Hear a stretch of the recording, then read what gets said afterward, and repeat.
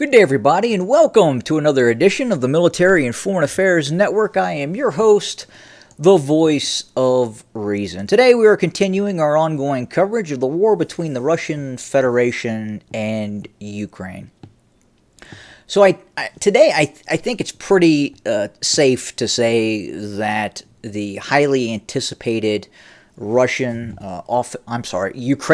offensive operation that the press, analysts, Ukraine, Russia has been awaiting, has occurred and has ultimately failed at this point. Today, I turned on the defensive line portion of the map where you, the viewer, can see where Russian defensive lines are being maintained, and we can compare and contrast what has happened along the line of contact, the gray zone, and how far the Ukrainians are from some of the most robust areas of Russian defenses. So if we zoom in and we look at some of the areas where the Ukrainians have made headway towards the very small settlement of Makarivka here, I mean, we can quite literally count the houses that exist in this town. There's no industry. It's just a small settlement, and the Ukrainians state that they have taken this town. Now, just to the south of the town, just to the south of the settlement, is the first line of Russian defenses. Now, understand that this line, this area where the Russians have built defenses, this is a tree line in which Russian forward elements are observing Ukrainian forces, and hence this area is what you would call a kill box for artillery that sits further to the south. Now, further to the south is one of the main Russian defensive barriers. And we go further south, and there are more areas where the Russians have set up defensive lines. But you can see for yourself, again, the main line, especially in the area near Makarivka, and you look at the distance that the Ukrainians are away from this main line, is almost 16 kilometers. Possibly more, because the Ukrainians may have, in all probability, withdrawn out of this blue area back further north to try and get out of the range of some of this withering Russian artillery that has been used.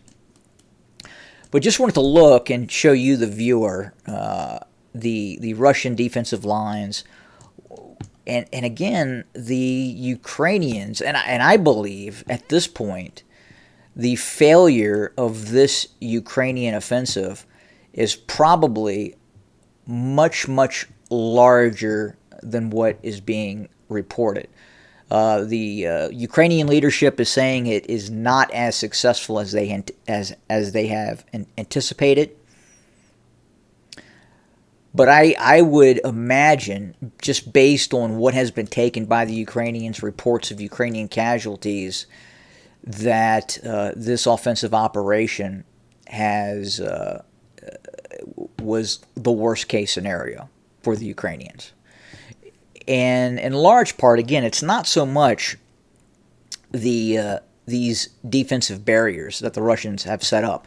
It's the Russian Air Force. It's the Russian use of attack helicopters,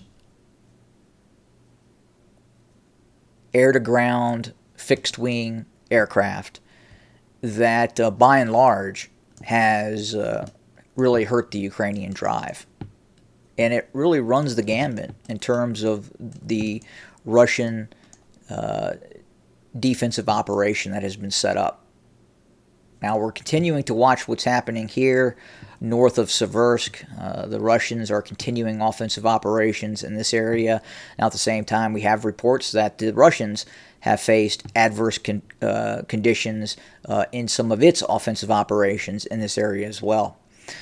And given technology, given changes in technology, it is very difficult to conduct offensive operations in this conflict. It's becoming glaringly apparent, especially with advances in anti-tank guided weapon systems, precision guided weapon systems, drones, kamikaze drones, very accurate artillery. It definitely puts the side that is on the defensive at an advantage. And again, very, very limited success, if any, for the Ukrainians at this point as you look at these Russian lines that have been set up. And guys, this is a Ukrainian supporting site. This is not a Russian supporting map that we're looking at. Thanks for joining us today. More to come very, very soon. Have a good day.